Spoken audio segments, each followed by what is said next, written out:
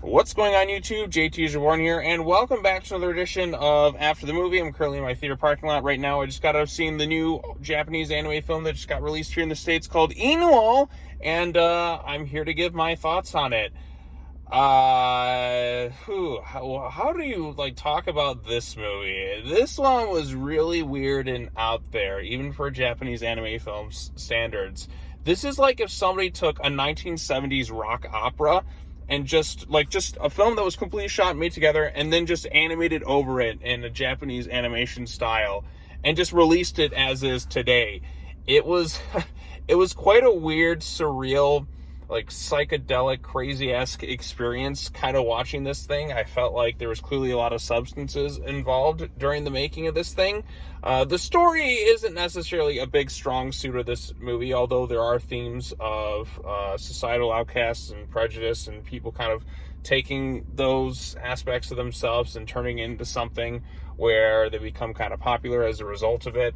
That's kind of this movie in a nutshell. So I guess I'll give a brief rundown of this thing. So this is set, 14th century Japan.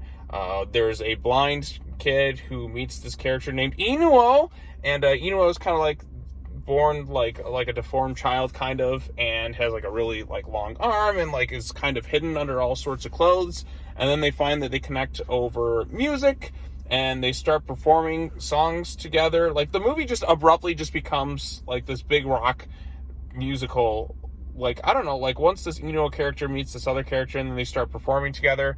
And then it just is song performance after song performance after song performance until some other character dies, and then another character kind of dies, and just kind of stuff like that just sort of happens in the movie.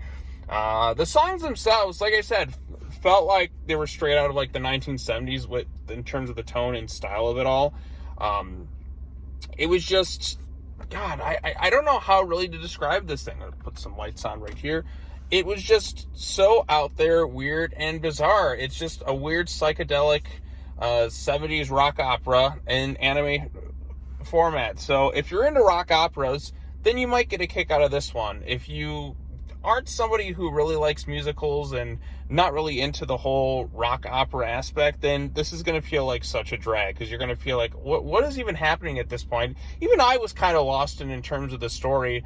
Okay, so they start to perform. Inu-Oh is everyone was just kind of going crazy for him as he started performing. Like I said, the music in that just gets absolutely crazy as it kind of goes along. It's just kind of casual, and then they put on these big elaborative performances, and everyone's just going crazy over Inu-Oh. The women are all wet from his singing, and all the guys want to be him and hang out and stuff. Like I said, it was such a weird timing to have a rock opera thing. I felt like I was kind of watching a Rocky Horror Picture Show-esque type thing with this movie.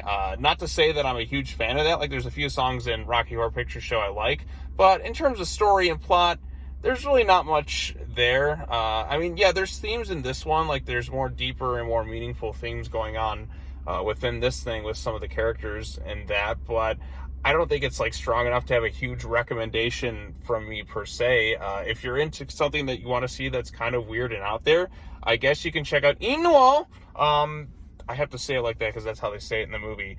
But other than that, the story, I just feel like I kind of got lost in terms of what was really happening through a lot of it. I can kind of follow it. I know it's set during this time period in Japan, and there's spirits and afterlife. The story, it just kind of takes a backseat to a lot of the music and the song performances. Yeah, the performances tell stories in themselves, but I kind of found myself kind of lost in terms of what was really happening with the movie. I was just okay, so we got this song here, and then this one there, and this one there. Maybe that's just me. I don't know if anyone else is going to feel the same way. I remember as I was walking out of the theater, some lady was cackling and laughing really hard. Clearly was a little bit intoxicated. It was that sucked! And as she continued to sip her liquor or alcoholic beverage that she had, I couldn't help but chuckle a little bit. But I'm just kind of left a little speechless with this one. Not really a strong recommendation for me, but if you're into the whole weird, psychedelic rock opera thing, then maybe this movie will be for you. I'm glad I saw it, but it's not something I can see myself wanting to have a repeat viewing of time and time again. I didn't find myself all that invested in terms of the story. Yeah, sure, like with musicals, it's a tricky balancing act because you got to have the best musicals, I feel like, have to have an interesting enough story or characters to kind of carry it through. Yeah, you can have some great songs in there, but if like the rest of your movie around it isn't that good, then you're just not gonna really love it. Like my favorite musicals, if I had to choose, like in terms of movies, Willy Wonka and the Chocolate Factory is up there for me. Another one I absolutely love is Tenacious D in The Pick of Destiny. That's got a lot of songs in there. It's rock themed, but it's also really, really funny.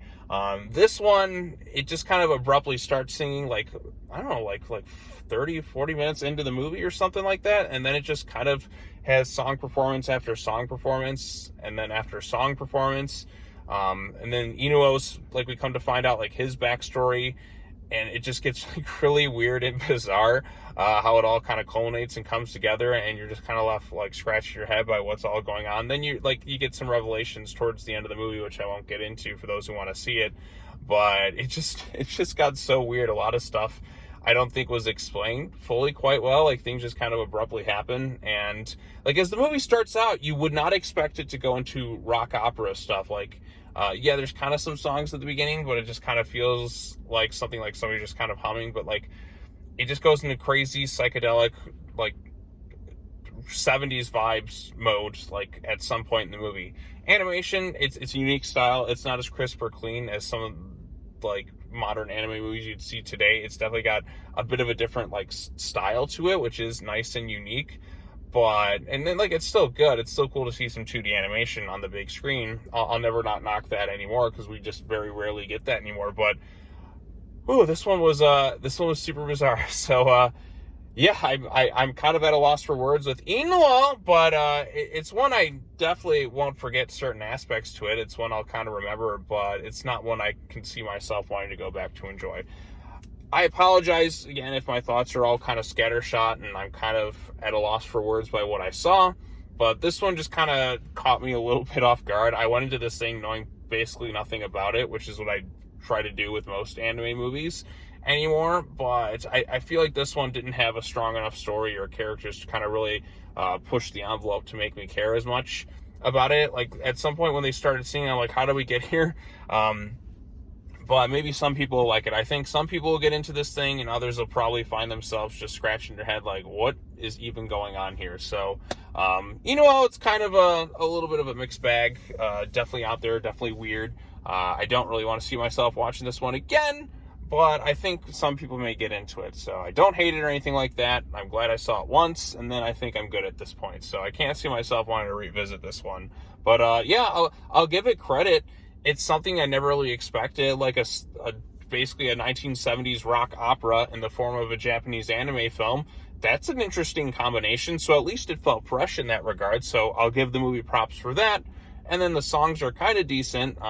Like I said, feels straight out of the 1970s in terms of tone and style, but nothing that really kind of leaves you humming or just like be like, oh, you know what, that's a great song I want to listen to afterwards. Like there's other like rock opera stuff. Like, you know what, it felt like if Queen made an anime film. That's kind of what this feels like. If Queen made an anime film. So yeah, without like the great Queen songs in it. Like the songs here are okay, but there's nothing all that like great or memorable, I'd say. So anyways, yeah, quick video on this one. Not much else to say. Inu-Oh is out in theaters today, I think, for a limited event, like GK Kids, I think that's how you spell it, the company that distributes and stuff. They also did that Deer Hunter movie that I saw a few weeks ago, so look forward. Yeah, so they're distributing several anime movies over the course of the next couple months, I guess. Just if you get a chance, I guess maybe if you want to check it out, it'll probably be out on home video or something. But other than that, it's not something I highly recommend. But anyways, that's going to be it in terms of this review. Sorry, everything's all scattershot and all that. But next week is going to be another anime film, the one I've been most looking forward to all year, and that's Dragon Ball Superhero, which I can't wait for, because it's been a while since the last Dragon Ball Super movie, which was Dragon Ball Super Broly. I think it was 2020 was when that one came out. And then, like, yeah, so it's been a few years. I'm ready for it. It's going to be a Gohan and Piccolo focused thing, and it's also going to supposedly feature the return of Perfect Cell, or just Cell in general. So look forward to that. All right, well, that's all I got to say. As always, take care now. Bye-bye then, and I'll see you all in the next video. Peace.